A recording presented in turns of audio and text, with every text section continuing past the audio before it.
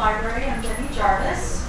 I just wanted to point out that your exits are to your left, and there's restrooms to your left once you go out the door there.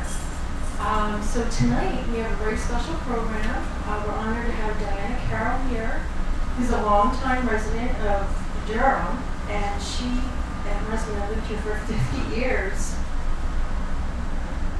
And they are really good friends of the Milnes, so Diana is the expert. Like many of you here, Diana wanted me to let you know that her and her husband are really strong advocates of the Durham Public Library. And please, let's welcome Diana Carroll.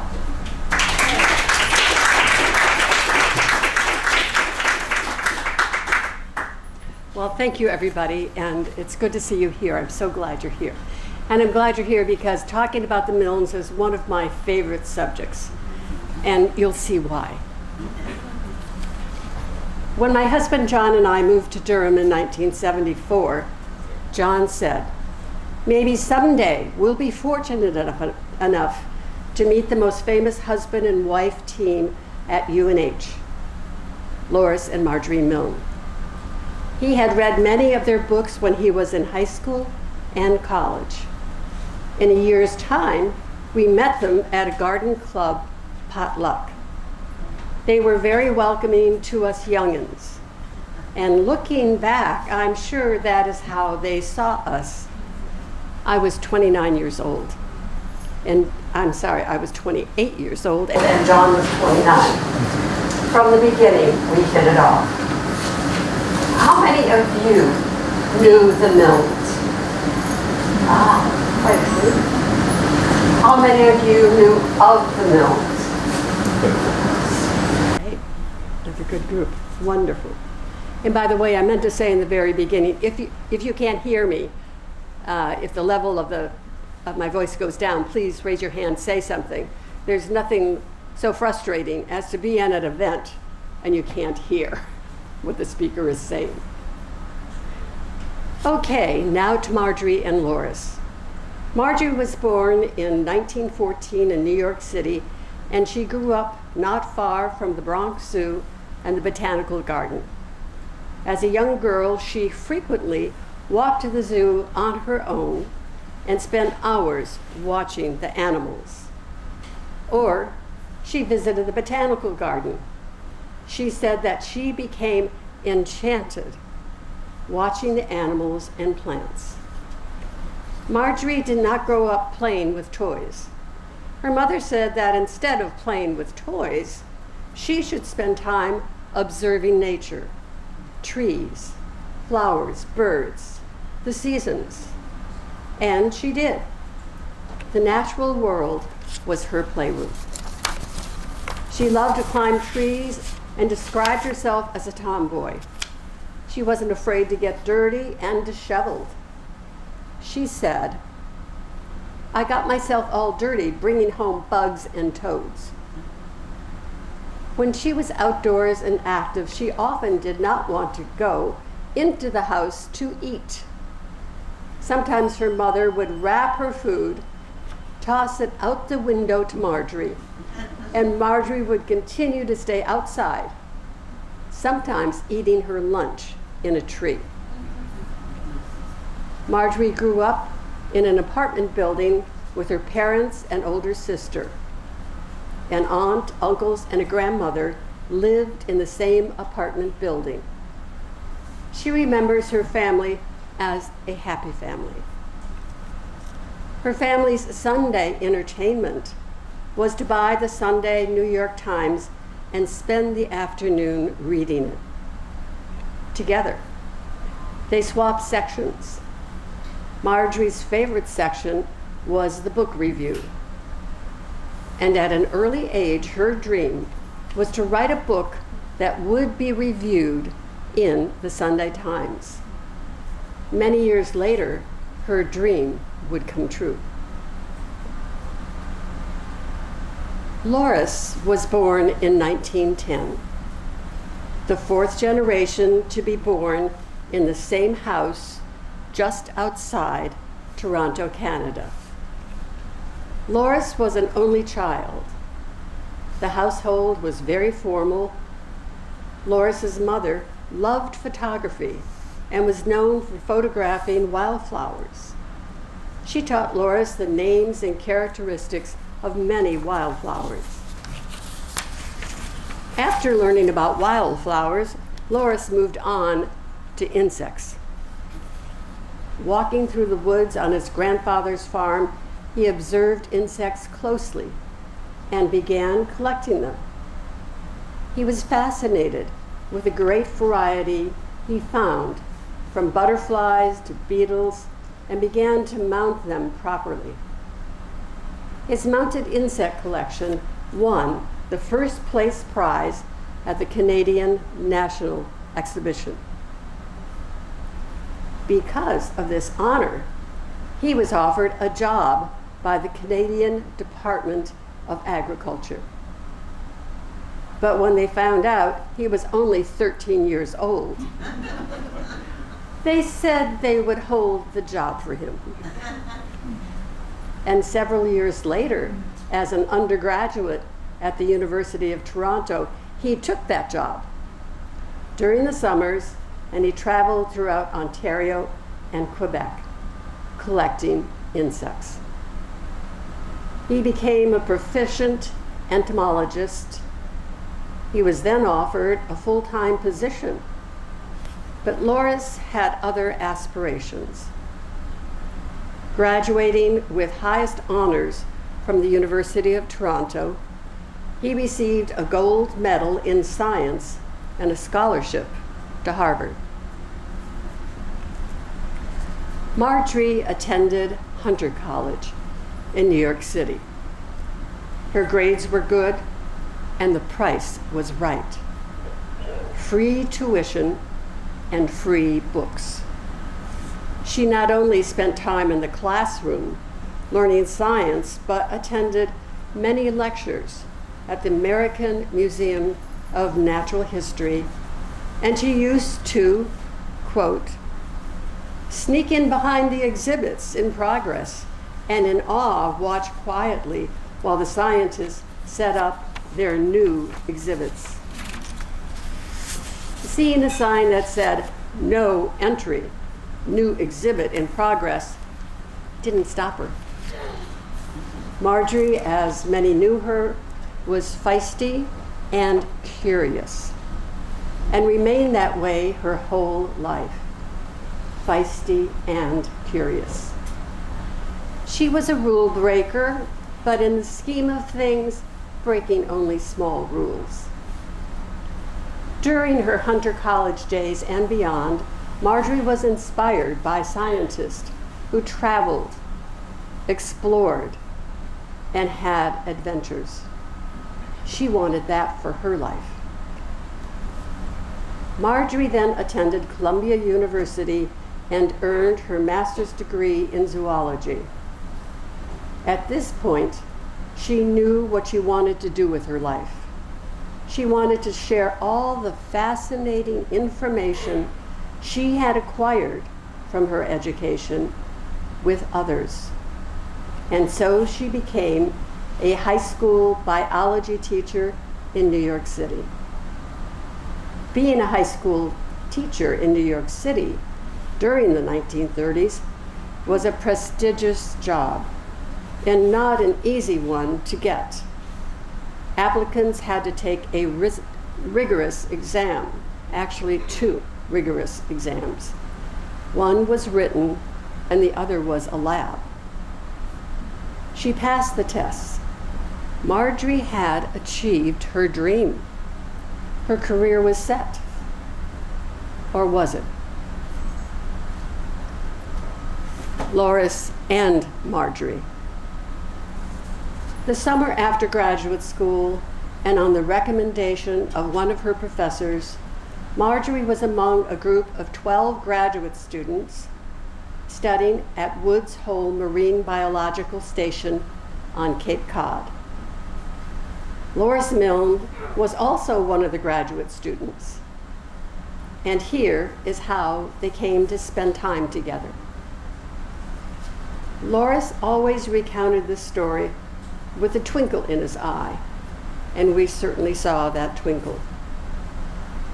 The graduate students traditionally served the dinner meal in the dining hall, and they worked together in pairs. Lorus remembers saying to the maitre d' one evening, "Who is that cute girl over there?" pointing at Margery. "I'd like to work with her." And he did. That was the beginning. And by the end of the summer, they were in love.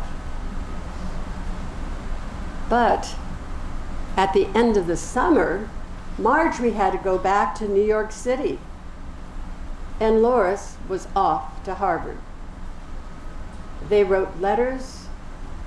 They wrote each other furiously, but they were only able to visit each other a couple of times. Margery recounts that her first year of teaching was, her word, exhilarating. She spent long hours preparing for her classes. She poured herself into teaching. Of course, carrying on a romance, even though a long-distance one, added to the exhilaration. During the school year, Margery applied for a fellowship to Radcliffe, so she and Lorus could be close to each other. Lorus said she would never be accepted. Margery always loved a challenge and set out to prove Lorus wrong. A few months later, Margery was, her words, bitterly disappointed when she received a letter from Radcliffe saying that she had come in second for the fellowship she had applied for. The next few months were difficult ones. But then came another letter.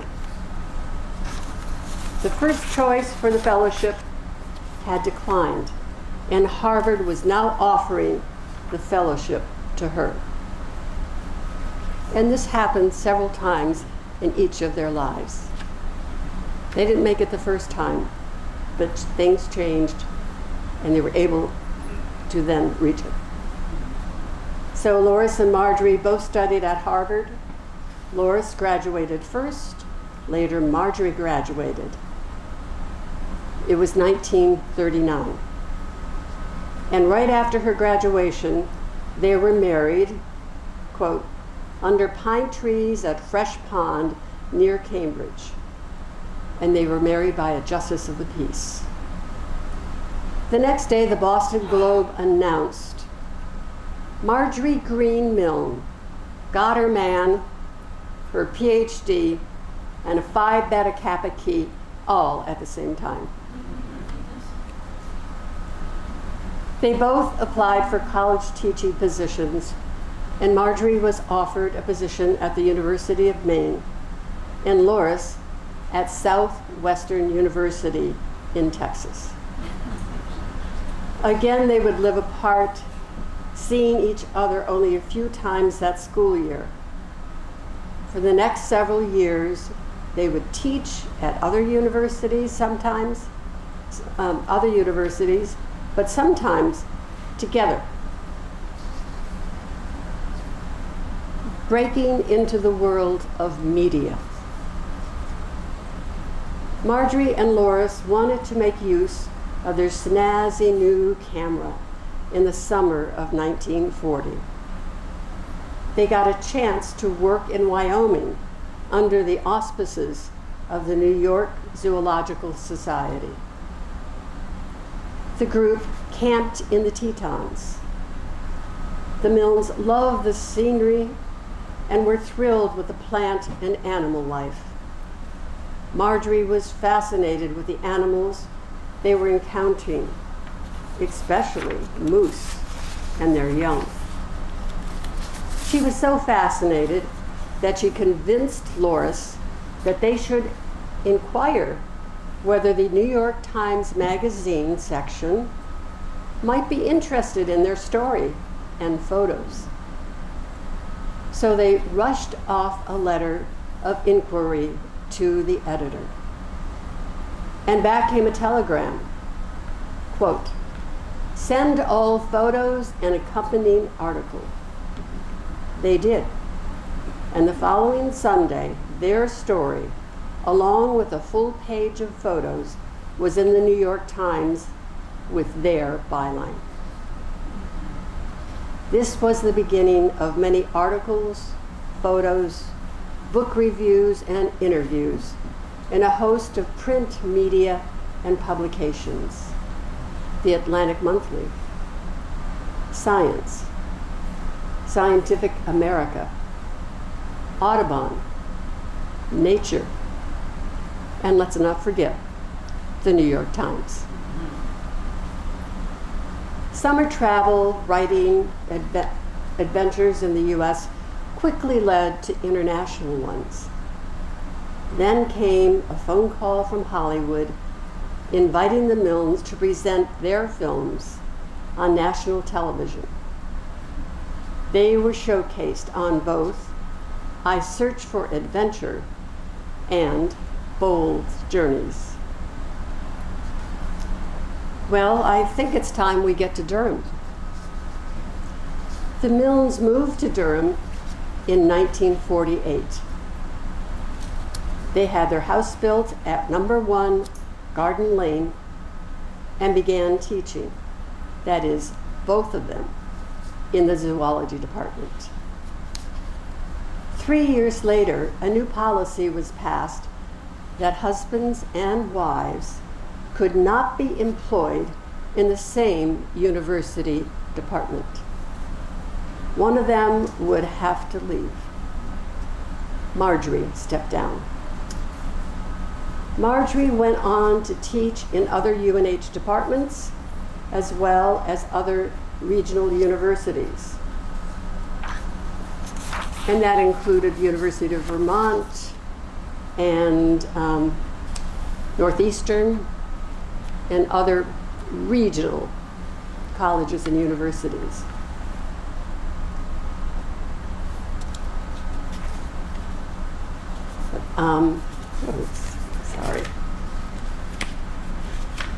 But on top of teaching and research, Margery and Lorus continued to write, and they were churning out books at quite a speed.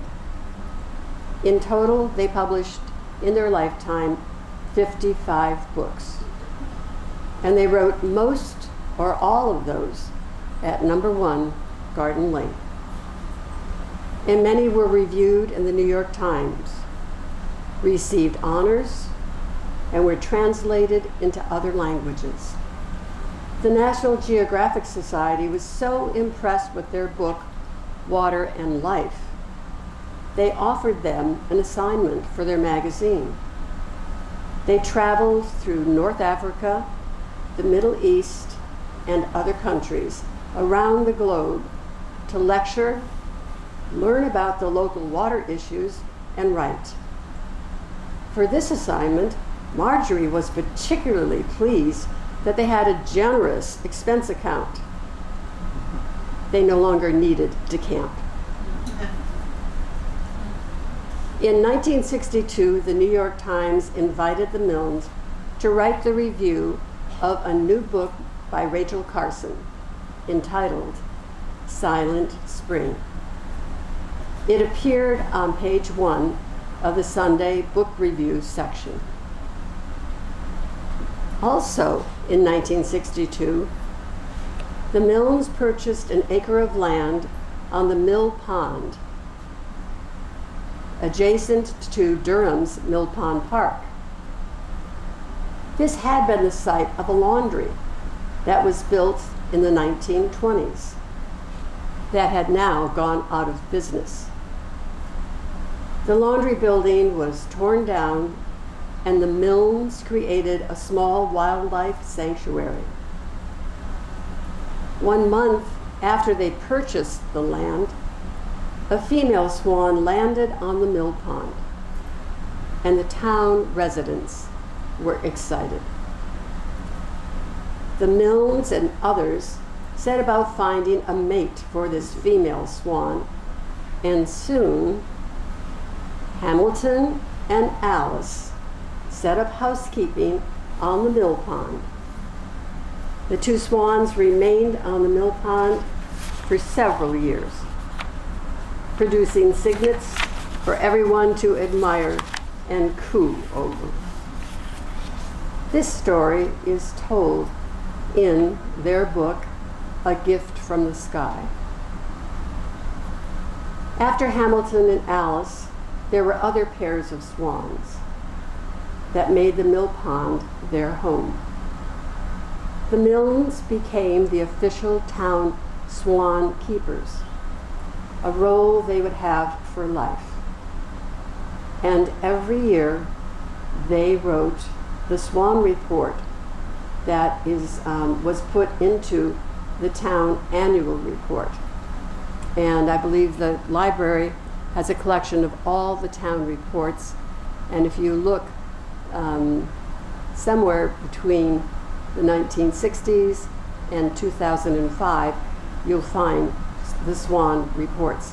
They make some very interesting reading. They kept the role of swan keepers for life, and the Mill Nature Sanctuary was given to the town in Margery's trust.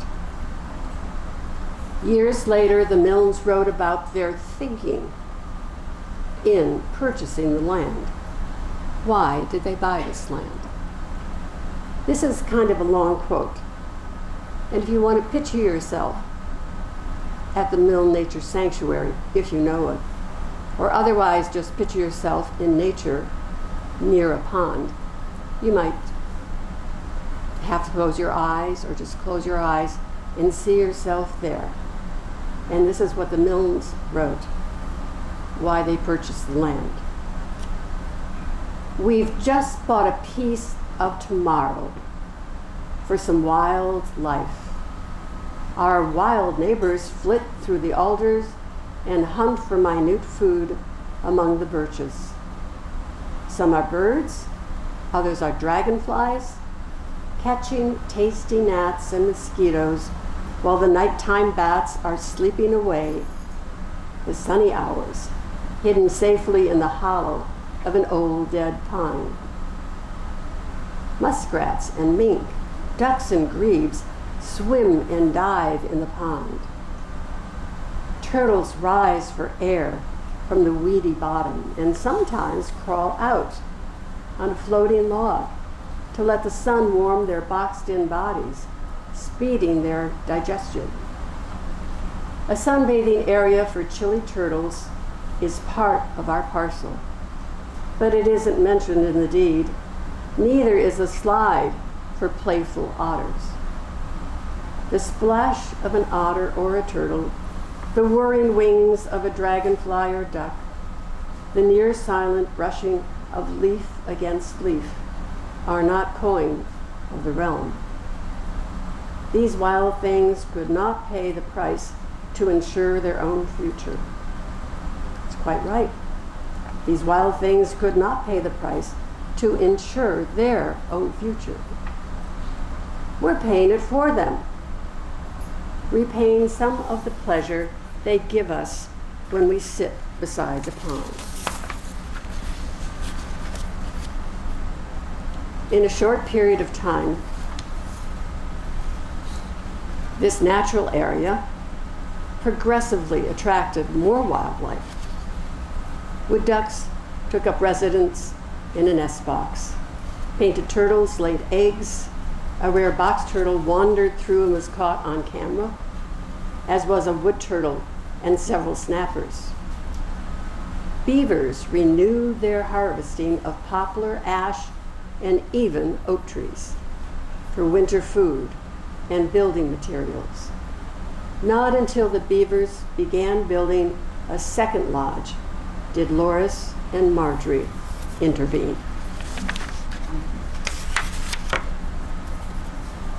I'd like to turn now to some personal stories. John and I had known the Milnes for several months and it occurred to me that since they had few living relatives and none in this area, they were probably spending many holidays on their own. I can remember the first time I called Margery to invite them over for a holiday meal. Margery was delighted, and then there was a pause at the end of the phone, just when a person receiving such an invitation might ask, "What can I bring?"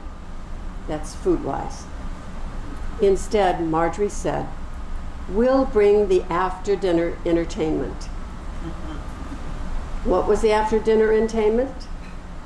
Over the years, it was their films, slides, and stories of their adventures. My favorite film was made here in Durham, and my favorite scene was on the shore of the mill pond.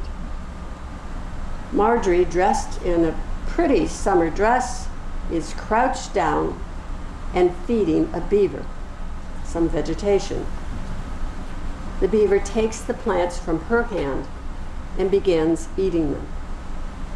Margery watches the beaver and then spontaneously reaches over and caresses the beaver. The beaver continues to eat, and Margery smiles. Afterwards, I asked Margery, "Weren't you afraid that the beaver would bite you?" Her exact words, "The beaver would not do that.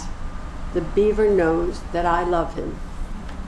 And I've been thinking about that all my life since she said that. When my daughters, Abby and Cosette, would come home from college, and they're here this evening, within 24 hours they would be at Margery's. And I know one of Margery's first questions to them, "Are there any interesting men in your life?"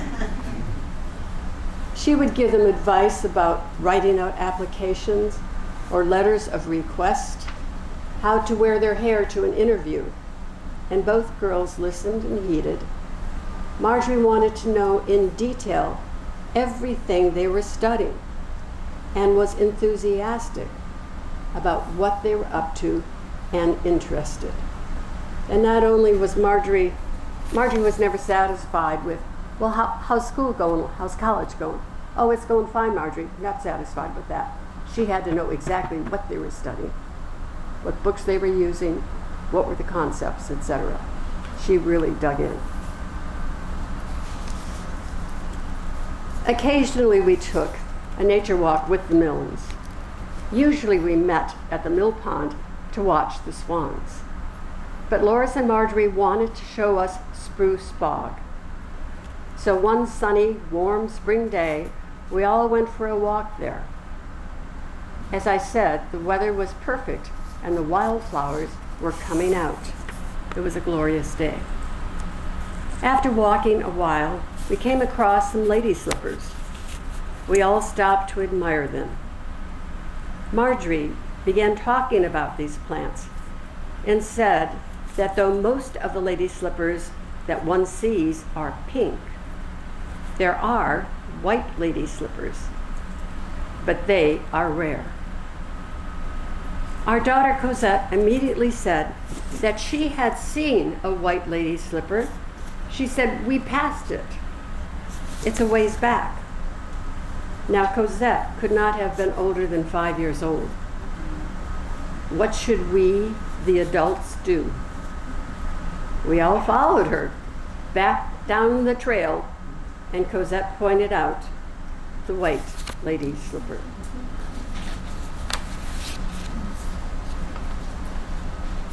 A little more personal.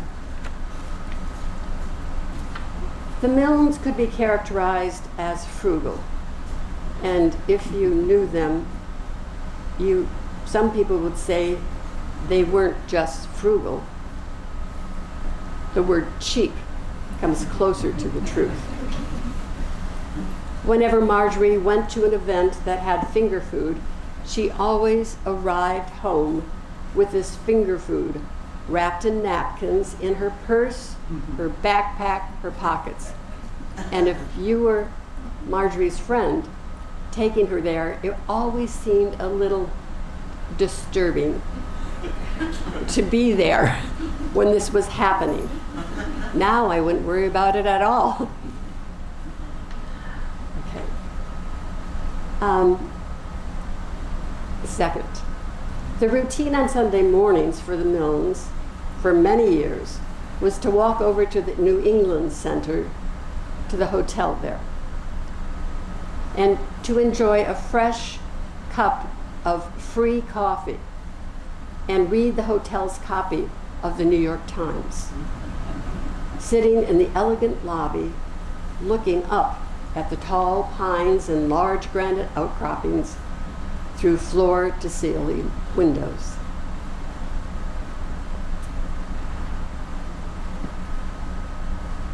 These are two of many examples, and I think between myself and people here in the audience, we could probably name many more. But, this is a big but, as time has passed, much has come to light. Today I can look back and see a reason for this extreme frugality, and others do too. The Milnes were saving their money. But what for? They hardly ever spent it on themselves. Well, they were saving the money to give away. And here are some of the local examples. The Durham Public Library.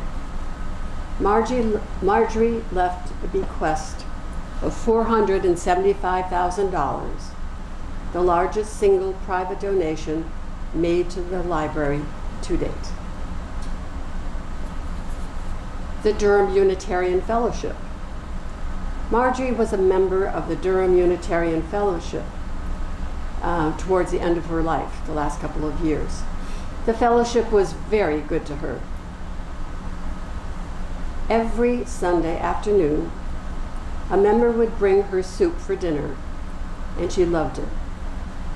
Margery's generous bequest to the fellowship was used towards building an addition to their building, a sanctuary which offers them a beautiful space. It's powered by solar power, and it has superb acoustics. And anyone who's been there for a concert knows how good the acoustics are. The UNH Library. When UNH's Diamond Library was renovated, Margery made a donation to establish the Milne New Books Room. Since the library is not buying new books these days, but only on basic electronic books, it is now the exhibition room, and it's really easy to get to. If you walk in the main door of the Diamond Library, look immediately to your left, and you'll see the Milne room. And outside the door, you'll see some very nice photos of Margery. And I should mention, I'm using Margery's name so much, but this was Lorus's values also. They were definitely Lorus's values. And, but he passed on in the late 1980s. So Margery lived for over 20 years without Lorus. The Mill Pond, which we now call the Mill Nature Sanctuary, was given to the town with $25,000 to maintain it. And the Mill Nature Sanctuary, it's a place where people can come to enjoy nature and enjoy some quiet time. And that's how Margery left it. These were local places that Margery left bequests for. Then there was the Nature Conservancy, Audubon Society, the Marine Biological Station at Woods Hole, Harvard University, and the University of Toronto, and many other organizations. They saved their money so that they could give it away and give it to some really wonderful institutions. Well, as this part of the Milne presentation comes to a close, it seems that Lorus and Margery lived charmed lives. Over the years, their lives were filled with teaching, writing, research, worldwide travels, a touch of Hollywood, photography and film, speaking engagement, and as keepers of the swans. These were all the things they chose to do, loved doing, and won the grants that made their travels possible. They wrote 55 books, a multitude of articles, both for scientific journals and popular magazines. And they were very good at popular writing because they had the talent of taking scientific material and synthesizing it and making it readable to the average person, whoever the average person is, the interested reader. It sounds like they did it all. But the other side of the coin, so to speak, is that they worked hard. One day I stopped by in the late afternoon, and in our conversation, Margery mentioned that a publisher returned their proposed publication with a rejection letter. Of course, the letter was written very nicely. Lorus and Margery immediately put the returned publication into another envelope and addressed it to another publisher they had hopes for. It was mailed from the post office that same afternoon. I believe they lived with the motto, never give up, never give up, never give up. And that's also another part of the Milne legacy. Thank you.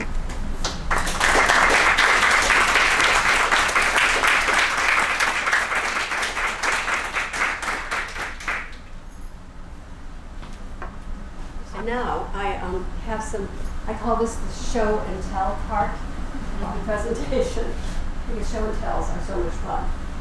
These are all things that relate to the Milnes. And if you can't see, we can turn the lights on. And you're also welcome to come up afterwards and look at these. If you can see this, no, you can't see it. Guess the lights on? Lights on. This is a photograph of Margery and Lorus in the valley of Yosemite National Park. And Lorus loved photography. And one of the things he was very good at was using timers. So he took this picture, even though he and Margery are very close together in a great position overlooking Yosemite Valley.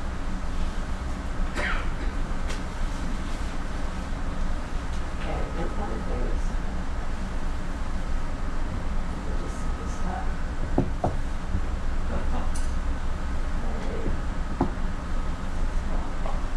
This is from,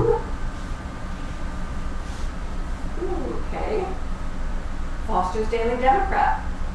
And let's see if I can read the date here. It's August 17th, 2007. And it announces, estate of Margery Milne leaves $475,000. Keeper of the Swans, gift to help fill the new library. And as I said, it's the largest gift to date. Margery loved libraries, and she loved UNH Library very much, and she never did see this library. In Margery's house, I don't want to overrate this, but there were swans. Margery didn't buy these. Her friends, her neighbors, they'd be on vacation or somewhere, and they'd see swan ceramics.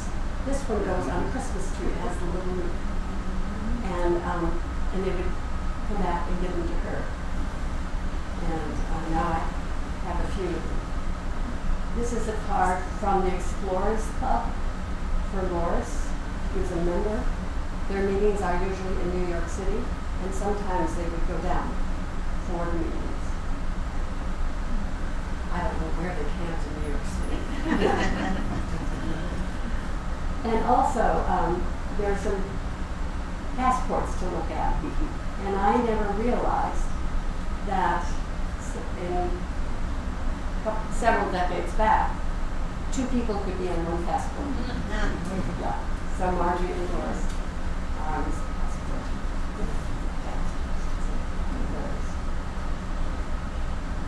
Here's a picture of Margery and young Margery in Panama with 3 young Panamanian girls.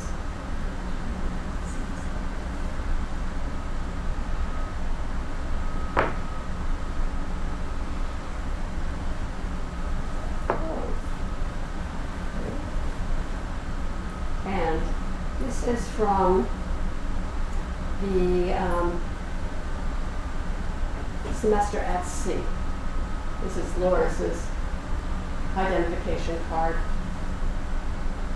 And I couldn't find Margery's. I'm sure it's there. But it's they did semester at sea and they loved it. And they loved the students. Margery was amazing when she talked to people. She just loved talking to people. And even after a 10 or 15-minute conversation, she'd find out where the person was from, what they did, what they liked, if they were married, how they met their spouse, etc., etc. And they loved that program. Here is a picture of their house when it was built in 1948 in One Garden Lane. And if you come up and look at it, you can see there are a lot of houses that are not yet built. And therefore you can see the steeple of the community church from One Garden Lane. They were very proud of the house. They took good care of it. And just a little humor. It's evidently a photo that Lorus took of a beaver by his camera. Did the beaver take a picture of Lorus? Yeah, that. And something I've always saved, because I couldn't just get rid of it, was Margery's jacket. And Margery wore this fall, winter, it's not that heavy, and spring.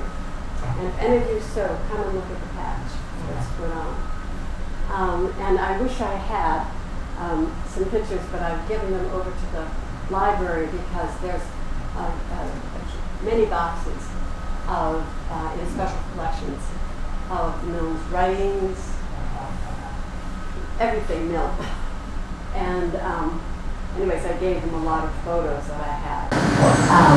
But I wish I had saved a few more because there's lots of pictures of Margery wearing this jacket at the milk pond, feeding the swans, where there's a sign there, do not feed the wildlife. As I said, sometimes she was a rule breaker. So these are all things that you can come up and look at later. But now you'll have an opportunity to see the Milnes. We have a short, probably it's 6 to 7 minutes. Well, it's kind of an interview that was done for Channel 11, done by Chip Neal for New Hampshire Crossroads. And so we have this to view tonight.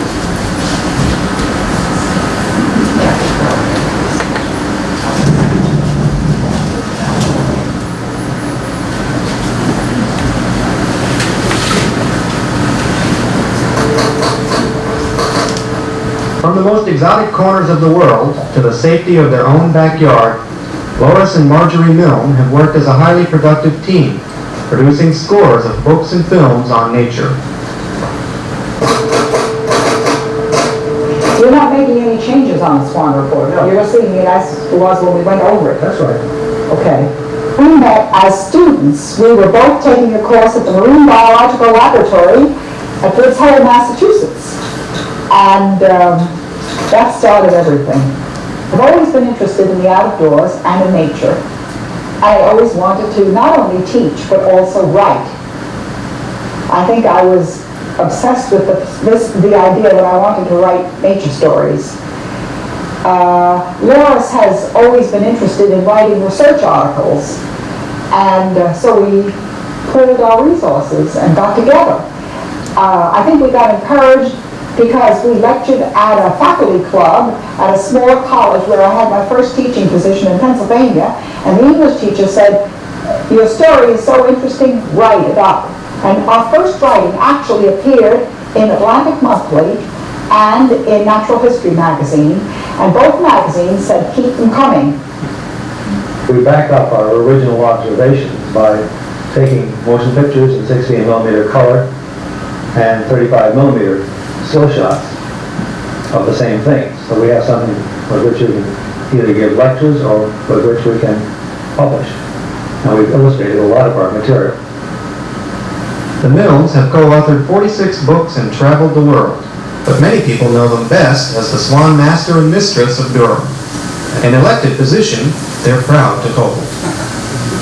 They explored the whole Great Bay and then on out to the open coast, and they found themselves places where they could spend the winter, where there was open water and where there was something to eat.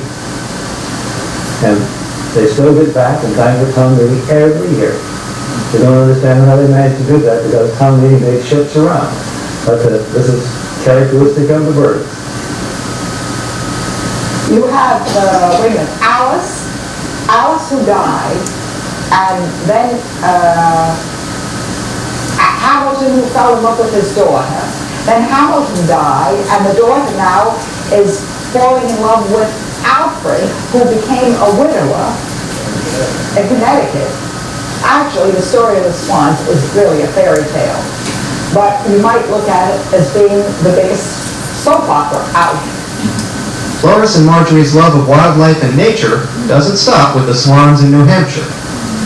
It's great here in New England where everything is familiar. We enjoy that too.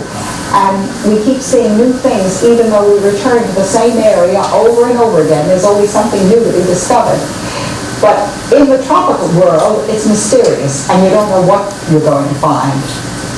Our first trip to the tropics was to Panama, where we were able to arrange to have facilities made available to us by the Canal Zone Biological Area, operated by the Smithsonian Institution out of Washington. This is a very special kind of a habitat in which there are more different kinds of life in an acre than there are in the whole of New Hampshire. And we were able to simply spend all our hours of every day in the rainforest getting acquainted with this very strange kind of life. Day and night we were out on the trails. And while we were there, we tried to record as much as we could in 16mm color film and also in slides. And we never knew what we were going to find next. Everything was new and very different to us. And we just kept on making one discovery after another. This particular experience in Panama led us to Hollywood, and some of the film was used for 2 TV shows, one of them called I Search for Adventure and the other Bold Journey. We look at the web of life and the relation of people to animals to plants. I think this is one of the reasons why we were selected to go down to South Africa and to Australia and New Zealand by the United Nations because of our relationship to all living things, man or animal or plant. But what about their relationship to each other? How do they organize their lives around teaching, writing, and a full schedule of travel? Lorus and I usually get up around 6 in the morning, and on good days we bicycle around the mill pond, and we get our inspiration walking or biking and discussing what it is that we have in mind that we want to write about. And then we get at the typewriters, drinking coffee, of course, along the way, and we get working at the writing first thing. Now, what do you want me to do? So I'm writing this in. I'll check it when you're through. If I don't like it, I'll retype it. Our relationship with one another is one of antagonistic cooperation. We love our work and we love one another, but sometimes we don't think so. We can't always agree on how things are to be done. And under these circumstances, we squabble. We each are likely to say to the other, hey, you can do better than that. And then something gets done over and over and over. And that's the way the editorial operation goes. Lorus, don't you want some coffee? There isn't anything. There isn't that. We're going to get you some. I don't think we would be productive alone. I think each of us is a stimulus for the other to get going and be productive. And I get up sometimes first thing in the morning and I say, come on, Lorus, let's get going. Or sometimes he gets up first thing and says, let's get going. I think we each inspire the other.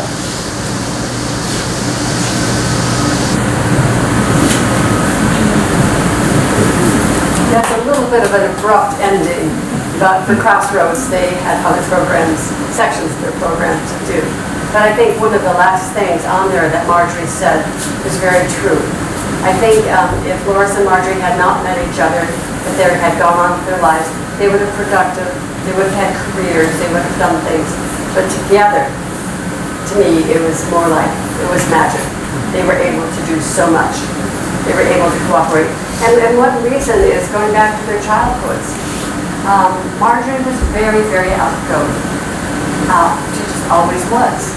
And Lorus was a little bit more laid back. He would think things through.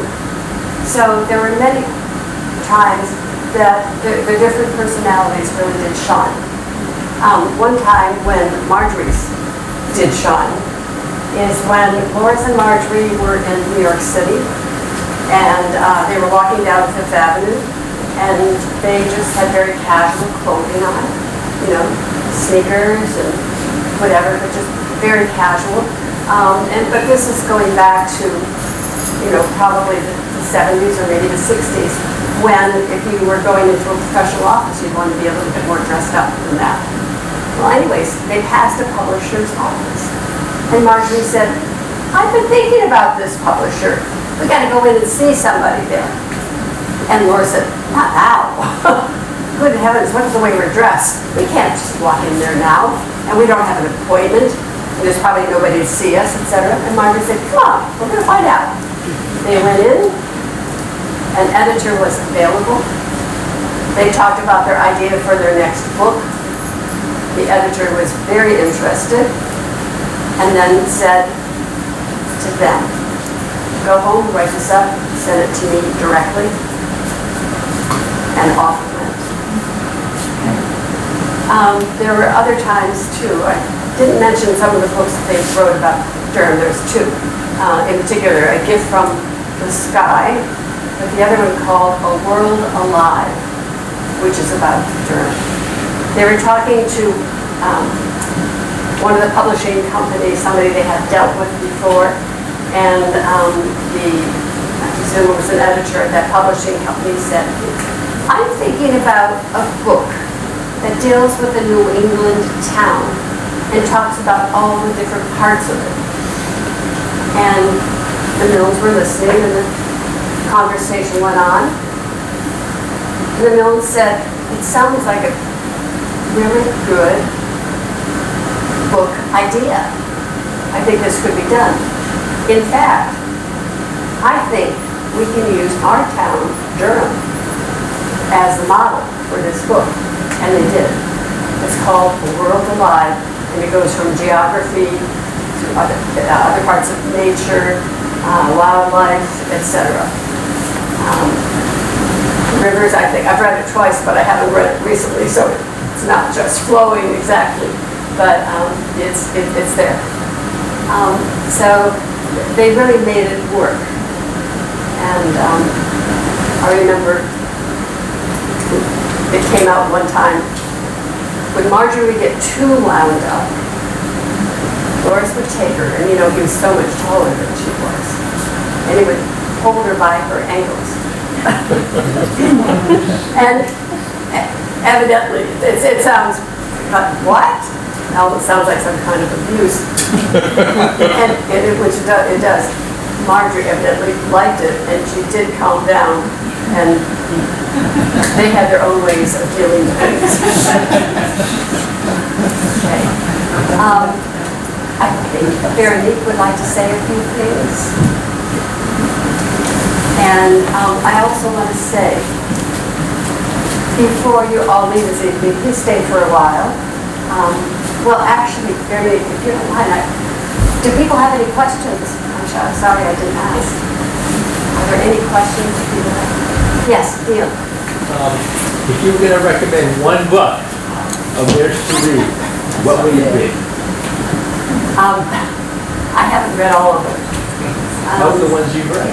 Okay, the book that really made an impression on me was the book on nature. I just have the title in my head. It's just, in fact, Margery was holding that book up in the movie. Right. I would like. Diana, could I have a few minutes later to talk about the Milnes archives at the university? Sure, after. Because I think some people may be interested. Okay. The balance of nature. That's it. That made a big impression on me because it starts off with real, it's kind of basic ecology, but it gets right down to the basic ecology. I like that. Thank you.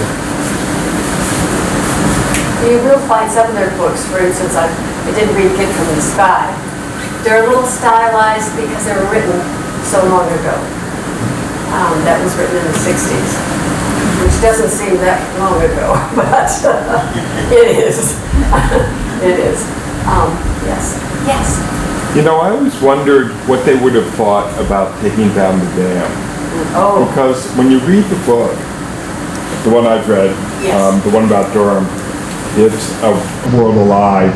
They really love the pond, but at the same time, they had a lot of angst about what people were doing to nature and how people were changing nature. So you had, you know, both sides of the question going against each other. And we can only speculate, but I thought you could make an argument both ways, that they would want to take it down or they would want to keep it. That's really a hard one, Carter. It really is. I do remember Margery almost harangued Todd Selleck, our town administrator, over the years.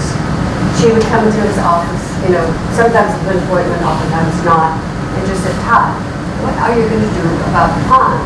You know, we're just overgrowing it. It had so much growth on it, et cetera, et cetera. And before that, you know, it had been, the pond had been cleaned. But that was just no longer possible to do. The price tag of that was so high. So they love the pond. For them, the fact that the swans are gone would have been very hard. I don't think they would have ever agreed to that. And yet, Fish and Wildlife, Hampshire Fish and Wildlife said, the swans are not native animals. We don't want animals that are not native. And they're, well, if you look at their behavior, they can be nasty. They don't like people. You don't get close to a swamp. Yeah. Et cetera. But the fact that we don't have swans anymore, we don't have that beauty, we don't have that grace, we don't have that loveliness, you know, which I think is not a good thing. But I don't know, does anybody else have any ideas about how Margery and Lorus would have looked on the dam issue? Yeah, it's really hard. It's a very good question. Something. Yeah, I always wondered. Yeah, obviously. Any other questions? Veronique? Well, first, I think we should all give a big round of applause.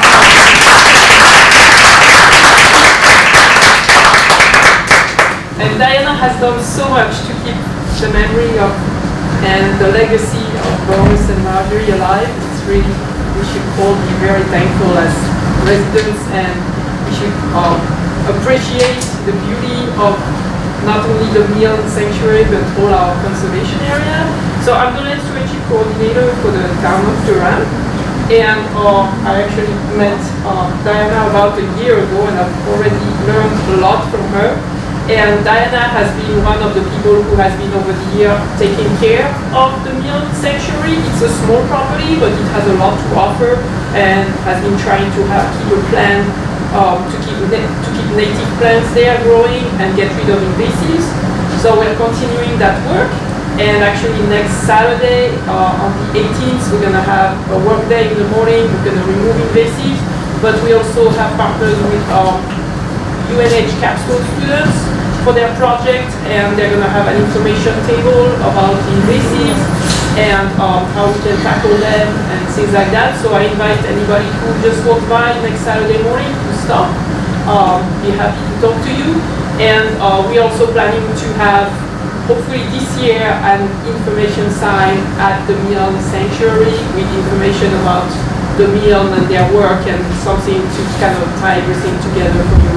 So thank you so much, and there's information on the website, and I know Diana's presentation will be also linked on the website for people to watch again. So You're very welcome. And let me just mention, Can you speak of the Durham Agricultural Collection? The Agricultural Commission collection, isn't that what we have here? we have an agricultural commission, yes. Yeah, did you guys set that up? Yes. Let my husband answer this question. Okay, yeah, because we do have a collection here. A lot of their books are in that collection. Yes. Yeah, there have been some extremely valuable donations given by Durham residents over the years to the Durham Agricultural Commission's collection, which is here. I believe it's in the basement of the library, primarily. We have it, it's just next to the circulation desk. Oh, okay. And then some of their Right. books are in the heritage room that are, you could view them, Right. you know, while you're here. You can't bring them home, but they are available to There's a lot of see. very valuable books in that have been donated into the Commission's collection here at the library. And I did want to mention to everybody, it's a little bit early because you don't have to leave right away, but you have a little gift bag waiting for you outside. And inside it you'll find some more information about the Milnes. And also, Margery's sister was an artist. And one of her paintings is a beautiful painting, and if you read the back of the card, it says that she did this painting because she was influenced by Margery. It's very, well, you'll just see it, so enjoy that. And the third thing is there's a copy of the New York Times book review that they wrote on Rachel Carson's Silent Spring. It's always worth reading. And now Julian Smith, who knew Margery and Lorus, you knew Lorus too. Well, But anyways, he would like to speak a few minutes on a project that he's working on and see if he can get some help. Like, if I'm going to ask you to pass this around, this is a picture I took of Margery a few months before she died. 5 minutes or so. I'm Julian Smith. I hope you can all hear me in the back. I met the Milnes beside the Mill Pond in the fall of 1959. I came up with a friend. I was a graduate student at Columbia at the time. And just by chance, I met them and began a friendship. The picture I'm passing around is something I found in the Milnes archives in the Milnes collection, 2 different Milnes, you know, at the University of Hampshire. That's a picture I took of Margery eating some rhubarb pie in my living room out on Packus Falls Road 4 or 5 months before she died. And for some reason, well, I gave her a bunch of photographs I took of her at the train station when the Amtrak first came back, etc. And for some reason, she had that one copied on Xerox and blown up, and I found it in one of the 15 boxes of archival papers she donated to the university. Now, the reason I'm mentioning this is there are about 90 such boxes. They're like a file drawer. And it's just a jumble. And I spent many happy hours last fall and this winter going through some of them. And I've made arrangements to start a systematic going through all of the boxes to find photographs, letters, etc.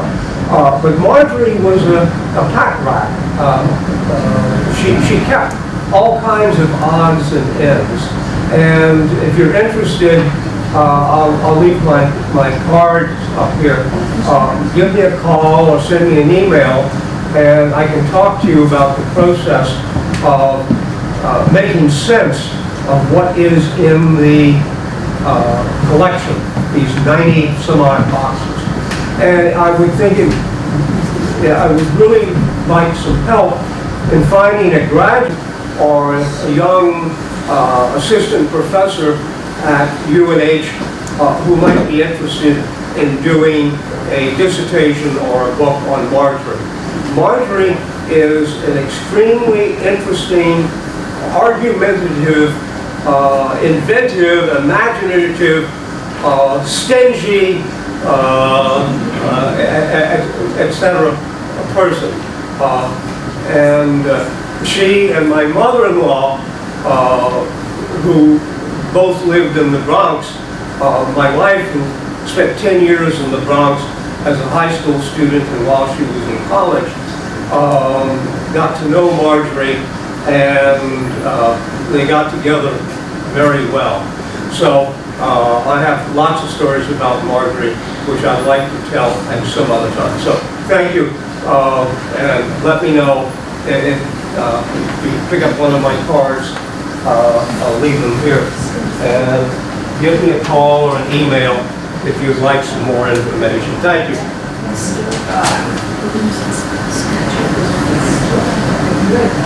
Well, thank you all for coming. Thank you for being here. Thank you for being part of hearing about the legacy. And somehow, as we learn about people who lived here in Durham, it really enriches our lives here. This is the foundation, part of the foundation that this town has been built on. It goes forward.